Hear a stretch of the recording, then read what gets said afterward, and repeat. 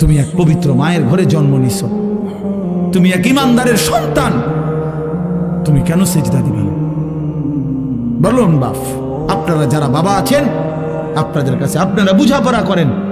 মুসলমান যদি হয়ে থাকেন, বুঝাপড়া করেন নিজের ছেলের ব্যাপারে। আরে ছেলের বিদেশ পরে বেটা, ছেলের দুনিয়া পরে, ছেলের ঘর বাড়ি বিল্ডিং সোফা ফার্নিচার পরে মিয়া, আগে ছেলের সাথে বুঝাপড়া করেন।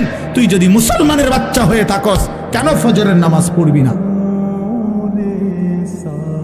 আমি যদি তোর বাপ হয়ে থাকি, তুই যদি আমার সন্তান হও, তাহলে ইমানদারের সন্তান কেমনে বেনামাজি হয়?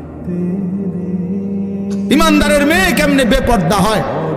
ইমানদারের স্ত্রী কেমনে বেপর্দা হয়? ইমানদারের সন্তান কেন 24 ঘন্টা আল্লাহর নাফরমানি করবে? আপনি তারে আল্লাহ চিনাইতে পারলেন না, জীবনে কি চিনাইলেন?